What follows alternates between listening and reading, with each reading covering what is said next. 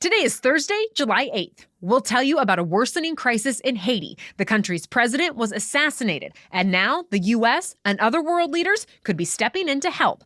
Also, a couple big lawsuits against big tech. Dozens of states are suing over Google's App Store, and former President Trump is suing over his frozen social media accounts.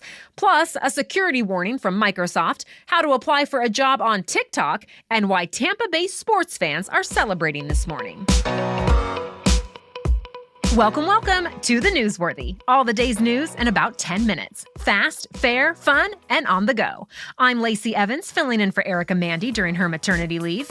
You ready? Let's do this. Unfortunately, the search mission at the site of that collapsed Florida condo complex has gone from rescue to recovery. Search crews now say there's a, quote, zero chance of survival. First responders explain that there's just not much space between the rubble anymore where anyone would be able to survive. As of this morning, the death toll stands at 54. About 86 people are still missing and now presumed dead. Already, crews have lifted 7 million pounds of concrete off the pile of rubble. Still, they plan to keep searching through the wreckage for several more weeks, hoping to bring closure to the victims' families. Last night, those families, along with rescue workers and local officials, held a vigil near the site of the collapsed building. Faith leaders led prayers and musicians played songs. A makeshift memorial has been set up too, full of flowers, photographs, messages of support, and other mementos. Separately yesterday, the state attorney for Miami-Dade County asked a grand jury to look into how any future collapses might be prevented. And, as the Washington Post reports, a new task force was formed to review Florida's condo laws, and it will recommend any changes necessary to Florida's governor and state lawmakers. To be continued. The world is now keeping a close eye on the Caribbean country of Haiti. Its president, Jovenel Moïse, was assassinated. Armed men stormed into his home, apparently posing as agents from the American Drug Enforcement Agency, and murdered the Haitian leader. But the U.S. says they were not from the DEA. Hours after the attack happened, Haiti's police killed 4 of the suspected killers. 2 more were arrested. But as of this morning, there still aren't many details about exactly who they were or what their motivations were. Haiti has actually been facing some political turmoil for months, though. Protesters had been demanding the president be removed from power. Poverty and hunger are on the rise, and the government has been accused of making itself rich while not giving its people the most basic services.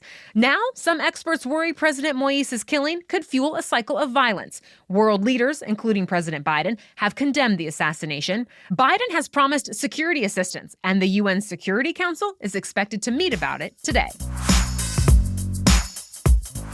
A federal judge now says the Air Force is mostly responsible for the worst mass shooting in Texas history. Back in 2017, a former service member stormed a Sunday church service in Sutherland Springs, about 40 miles outside San Antonio. He killed 26 people, including several children, then killed himself. Those victims' family members sued the government over it, arguing he never should have been able to buy a gun in the first place. Before the shooting happened, the gunman was discharged from the military for assaulting his then wife and stepson on an Air Force base. And as part of that investigation, Air Force investigators found a long history of violence, abuse, and threats. Well, this week, a judge agreed with the families that the Air Force should have alerted the FBI. And if it had, the shooter would have been entered into a database that would have kept him from buying the guns he used in the attack. So far, the Air Force hasn't commented on the latest ruling, but the judge gave the government 15 days to come up with a plan to grant the families settlements. Google is facing another big antitrust lawsuit. A group of 36 states and Washington, D.C. sued the tech giant over a change that's set to go into effect later this year. Basically, it will force all app developers who use Google Play to pay a 30% commission on sales. That affects a ton of apps, too, since Google Play is the default app store on Android phones. And Androids make up more than 80% of the worldwide smartphone market. So the states say Google is abusing its dominant market power to make money off smaller businesses. Google is calling the suit meritless. It says it uses the commission it makes on tools to help test and monitor the apps and to make sure the apps are secure. So Google says if it's forced to make changes, that would only raise costs for small developers and make apps less secure for consumers. But this certainly isn't the only legal challenge Google is facing. The Justice Department and 14 other states filed another one last year, focused on search. A third lawsuit by 15 states and territories territories is related to Google's power over ad technology. By the way, former President Trump is also suing big tech, but not over antitrust issues. He's suing Facebook, Twitter, and Google for keeping his social media accounts suspended. He says he's been wrongly censored by the companies and that they're violating his First Amendment right to free speech. The social media giants have said they're worried Trump's commentary could incite more violence. They say his claims about voter fraud and a rigged election helped incite violence at the U.S. Capitol on January 6th. And he's been mostly offline ever since. So far, Facebook, Twitter, and Google have not commented on this lawsuit. Much more news ahead, but first, your main host, Erica Mandy, explains why she loves our new sponsor, KiwiCo. It was so fun receiving our first KiwiCo box for our newborn Dax. To be honest, as first-time parents, we were not sure what we should be doing with him during his awake time or playtime, and KiwiCo made it so easy to engage and entertain him while also knowing we're helping his brain and visual development from day one. Their research-backed crates are delivered monthly and come with all the supplies needed for that month's project or playtime. And we've used the supplies from the first crate every day so far. I appreciate that each box is designed by experts, tested by kids, and has a focus on STEAM, as in science, technology, engineering, art, and math. And KiwiCo is definitely not just for newborns. KiwiCo caters to all different age groups, from babies to even teens. And parents can choose from a variety of topics and subscription lengths. Older kids love getting mail just for them, and it provides hours and hours of screen-free entertainment at home. Plus, right now, the Newsworthy listeners can get your first month free on select crates. Just go to kiwico.com/newsworthy. That's KIWICO.com/newsworthy. If you have Windows on your computer, Microsoft says you should update the security settings as soon as you can.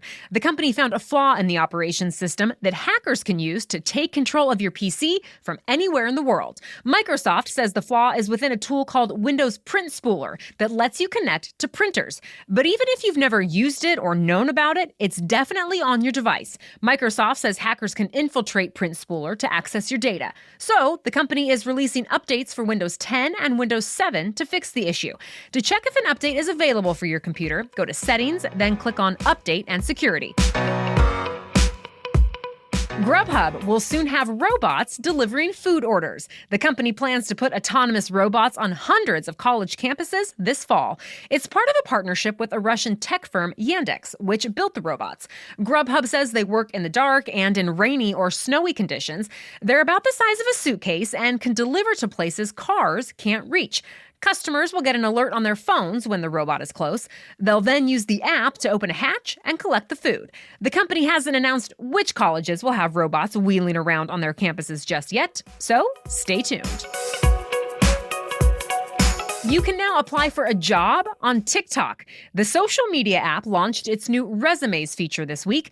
It's meant to help match candidates with recruiters. More than 30 companies are participating already, like Chipotle, Abercrombie & Fitch, Target, Shopify, NASCAR, and the WWE. Here's how it works. TikTok users are first told to create a video resume and upload it to their account with the hashtag TikTok Resumes. Users can then submit the videos to open positions on TikTokResumes.com. Since this is still a pilot program, it's temporary, at least for now. So, job seekers have until the end of this month to apply for positions they're interested in. The resale market for clothing is booming. The research firm Global Data says 33 million shoppers bought secondhand apparel last year for the very first time. And more than 3/4 of those shoppers plan to spend more at resale stores in the future. So analysts predict the secondhand clothing industry will double in value by 2025. There's some good stuff out there, too. The CEO of the online thrift store ThredUp told the AP Americans are purging high-quality items they rarely, if ever, wore over the past year. High-end brands are in on this too. Harper's Bazaar reports the luxury resale site The Real Real has seen sales skyrocket by more than 50% so far this year compared to 2019. The Tampa Bay Lightning are now back-to-back Stanley Cup champions. Yep, this is the second time in 10 months the team won the biggest prize in hockey. The Lightning beat the Montreal Canadiens last night, wrapping up the final series in 5 games. This one was even more special than the last one, though. The last championship they won happened at the height of the pandemic, so they were in a bubble with no fans in the arena. This time, the team was in Tampa, and the arena was almost at full capacity. Celebrations will probably continue for a while, too. Tampa is expected to host a parade through downtown soon. That's it for the main news today. So now it's time for Thing to Know Thursday. Today, we're talking about the debate over critical race theory in classrooms. But first, here's Erica again with a message from our sponsor, Policy Genius. Life insurance rates can go up each year, so now is a great time to apply for a policy. But before you do, check out Policy Genius. Policy Genius makes it easy for you to understand your options, compare quotes, and buy a life insurance policy all in one place. In fact, eligible applicants can get covered in as little as a week, thanks to an award-winning policy option that swaps the standard medical exam requirement for a simple phone call. The exclusive policy was even rated #1 by Forbes. As you know, life insurance provides a tax-free lump sum of money to your loved ones after your death, so you can make sure they're able to pay their everyday bills, children's college costs, final expenses, and more. Well, you can save 50% or more on life insurance by comparing quotes with Policy Genius. And you could save $1,300 or more per year on life insurance by using Policy Genius to compare policies. Getting started is easy, and in minutes, you can compare personalized quotes to find your best price. Head to policygenius.com to get started right now. Policy Genius. When it comes to insurance, it's nice to get it right. That's policygenius.com. Okay, now back to Thing to Know Thursday. There's a debate going on in this country about teaching what's known as critical race theory in classrooms. The idea behind critical race theory is that white supremacy is embedded in modern-day society through U.S. laws and institutions, and basically that American society gives white people a leg up. Supporters say education is the only way to help keep Americans from repeating the mistakes of the past. However, opponents say critical race theory only serves to divide people and make white children feel guilty for being white. So this year, at least 6 states have passed laws limiting how race can be taught in the classroom. For example, Texas has a new law that says topics like slavery and racism can only be discussed if they're framed as exceptions to America's principles of liberty and equality. More than a dozen other states are considering similar laws, and some of them threaten to fine teachers who teach critical race theory and take funding away from their schools. Well, this week, one of the nation's largest teachers' unions promised to defend members who are punished over this issue. The American Federation of Teachers president says she worries politicians are trying to discourage educators from teaching about racism or discrimination at all. And as she points out, critical race theory is typically only discussed at the college level anyway. But some teachers' union leaders say there should be better civics education at all levels. They've said kids should know more about current events and how to spot disinformation.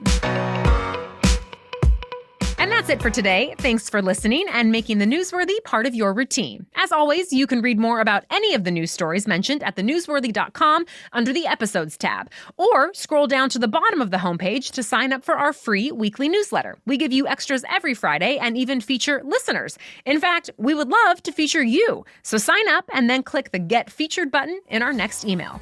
All right, we'll be back with much more news to know tomorrow. Until then, have a great day.